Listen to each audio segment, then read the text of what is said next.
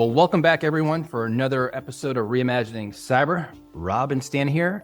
Stan, you're just fresh back from a overseas trip. You want to share a little bit more on where you've been, what you did? Yeah, I had an opportunity to go to Spain. I was in Madrid for the week. I have to admit, didn't see much of Madrid. It's like we could have been in any office building in the world. I spent most of the time there, but we did enjoy some fantastic food. I have to admit, one of the things that I failed on my return trip is realizing that when I flew from Madrid to JFK, my connecting flight back home was not out of JFK. I was going through security and I was going to the connecting flight area, and I was asked by this nice lady to see my boarding pass, or where am I going? I said, I'm going to Richmond. And they said, well, can I see your boarding pass? Yes, sir. We don't have any flights to Richmond. You have to go to LaGuardia. And it's like, you got to be kidding. So I had to get a taxi. Fortunately, I had plenty of time, but it was one of those things like making a long day longer by switching airports to get your connecting leg. So only in New York, right? But anyway, it was a great trip. I enjoyed getting paella again, and I discovered fried anchovies are something I like. Really? Yeah, that was a nice appetizer. Yeah. And so it was a good trip. I got to say, paella is my favorite dish. Now that you threw in that fried anchovies, that was a wrinkle. I hadn't kind of heard that before. Interesting. I'll have to give that a whirl as well. But your New York adventure amazes me because I don't know how you missed that, first off. But then when you told me that, I was like, really? You did? Really? Here's the fun of connecting back through TSA. So pretty sad, isn't it? Pretty sad. Great stuff. Hey, let's jump in, though. Let's talk about this week's episode. And it has been a crazy start to the new year with many different massive types of cyber attacks occurring. And maybe we can kind of kick off the first one, Stan. I'll hand it over to you for that. Yeah. So first up is being coined the mother of all breaches of MOAB. Mm-hmm. I mean, it is an event that really has sort of like shocked the world as far as just the size and scope. A staggering 26 billion records were dropped. And some of these records might be duplicates, right? Mm-hmm. But the scale of the leak is unprecedented. And it was organized by, folders, and it had the results of breach impacted folks like Twitter or X and LinkedIn and Adobe and Dropbox. But it also had, government agencies like from the US and Brazil and Germany and Philippines and Turkey and other countries. And it was more than just credentials, but also included, sensitive data that holds substantial value for malicious actors. And so this combination of data dropped at one time and organized in a way which malicious actors can then take advantage of it is kind of unprecedented. And the potential misuse is enormous. And so it is a wake-up call, I think, for data security and privacy folks as far as the ramifications of these type of breaches. I agree. I mean, it is just a massive amount of data that they put out there. I think it's, as they've pulled it all together, as you stated, from the different organizations, it's just crazy to think about, right? But I think it's, people need to understand that this goes back to, realizing, there's a set of credentials that are out there that they're going to be able to pull through and include as part of that data. But it is, to the point you just made, it's the additional sensitive information that's also part of what they've been able to capture. So it's important, right, for people. If you think about how you could leverage this trunkload of data and feed it into a large language model AI and use that to be able to even connect the dots further between these different breaches, I think, again, the ability then to act on it is going to be a lot easier for these malicious actors. Yeah, it will indeed, because you think about, we've discussed the topic obviously around AI and cybersecurity over this past year quite a bit. This is an example, as you're calling out, that they could be easily building up this information repository back into the LLMs to be able to take advantage of for future attacks, for selling the data back into other organizations and other people that are trying to be, malicious. So our listeners, whether you be part of organizations and you're part of the securing those organizations, or individuals, be on your guard for identity theft and other attempts at leveraging this information for phishing attacks. Yep. And I also kind of add to that, go in and make sure you're changing your passwords. Like, just, make it a habit, because this is what happens, is a lot of repurposing of those credentials. And then also take advantage of multi-factor authentication, right? It's the simplest, we talked about in the past, thing that you can do for yourself. And many of the different services and organizations you work with to access information has the option to allow you to turn that feature on as well.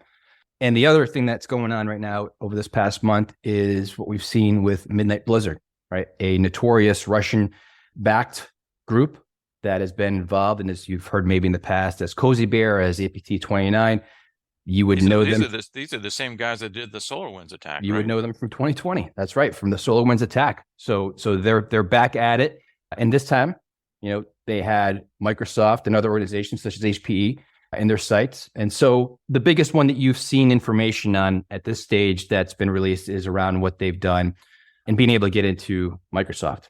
And their way in essence, was through simple password spraying with brute force attack to get in and target some accounts. They were able to get into a legacy test non-production account.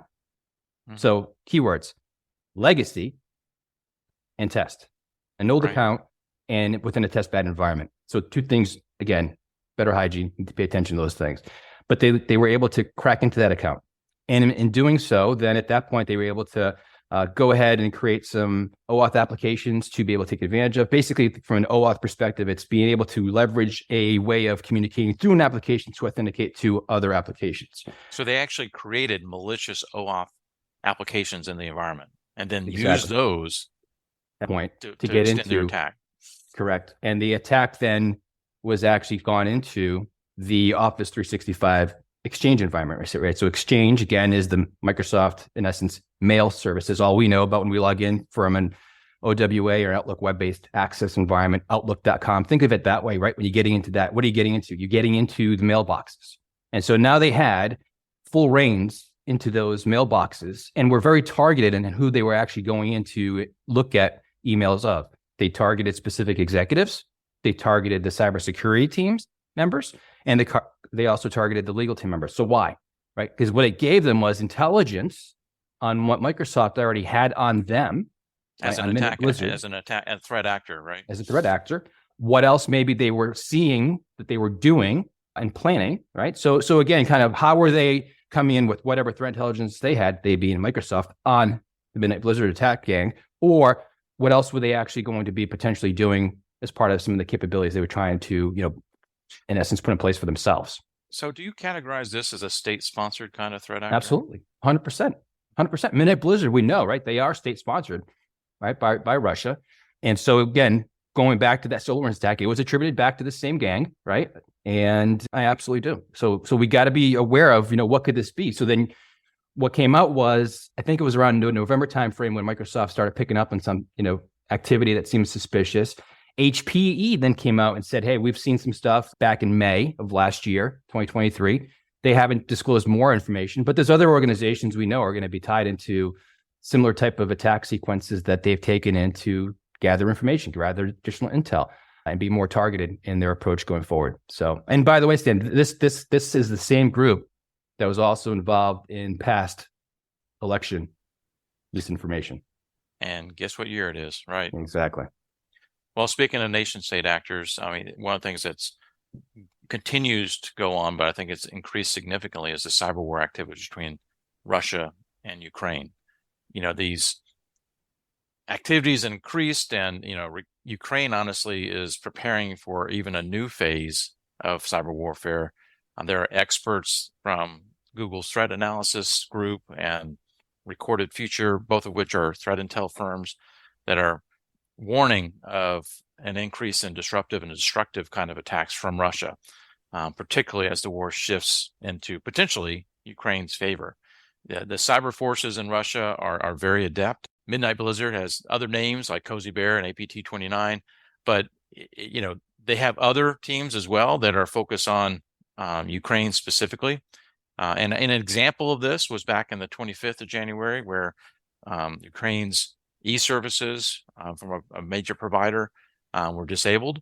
And this provider aids in the civil volunteers at the border crossings and other online services for the postal operators were disrupted. And so they faced numerous cyber incidents that originated, most of which from Russia.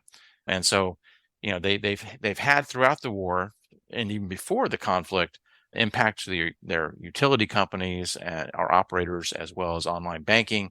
But it goes both ways. I mean, Ukrainian hackers are also targeting Russia infrastructure and databases. And Rob, I don't know if you saw this one because it just came out this last weekend, but Ukraine has also engaged with, it looks like a research center called Planeta, that they wiped out apparently 2 petabytes of crucial data for that organization. I did not see that. So again, it's one of those things where these kind of destructive attacks where you're wiping out the data that support, in this case, they have supercomputers that the data, which is used for meteorological and satellite data and other things for state agencies in Russia, they may not be able to recover from that. The size of the data, they may not have had the backups to actually be able to recover and then be able to continue to operate and provide the services within to the Russian agencies that they were previously. The estimated loss on this is in the hundreds of millions of dollars, and it could be difficult for Russia to be able to substitute what was being done by this agency or this research center. So again, I think it just underscores the new era we're in as far as warfare, that it's not only kinetic, but it's also cyber. Yeah. And the fact that these type of destructive attacks could bleed into other targets outside of the 2 main combatants and impact allies, we just have to be cognizant that it may not be just a data grab like we've talked about with the mother of all breaches right at the beginning. Yeah. It may be we want the data, but then we're going to wipe out your servers in the process. Right. And that potential reach to other nations and negative impacts is one that's difficult at times to tie attribution back into, right? So it's got to be very much understood what's happened and where it's coming from and the reality of it. And we're only in January, man. We're only in January.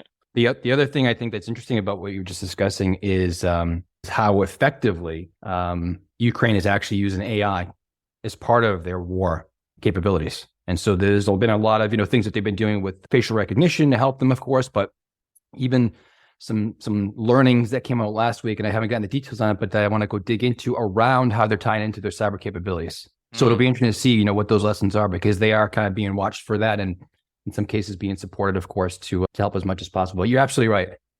We're 1 month in, and look at what's happened and what's going to happen going forward with leveraging some of the data from the mother of all breaches. Who else is impacted by what Midnight Blizzard actually has done in some very large technology environments that, typically you would expect some very solid security capabilities of it. But again, anyone can be breached. And going back to that one, Midnight Blizzard, the fact that it started with just a brute force attack. I mean, it's one of those things where it's nothing sophisticated. Hygiene, right? Right. Hygiene, legacy, test, account. Like, you got to be aware of what those things are that are still lingering out there and the avenue they can be used for to jump into the corporate environment. And I think, again, if you look at mitigation approaches on that one, if you had identity governance and awareness of what accounts perhaps are not being managed properly, they use that account most likely for testing, if not years ago, potentially for something, but they didn't necessarily have an awareness that it was still lingering. And identity governance gives you the opportunity to get that view of what is actually in being used by users or service accounts, or and being able to actually shut things down when they're not actually being used anymore in a timely manner. So again, that's sort of like that technical debt.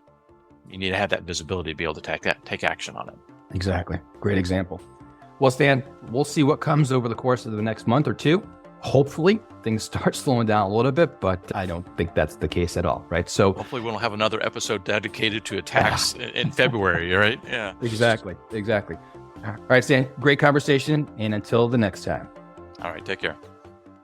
Hello, producer Ben here, and Stan and Rob referred to the SolarWinds security breach just now, one of the worst cyber espionage incidents ever suffered by the US. Reimagining Cyber had an immediate take on the whole situation back in episode 4 of the podcast.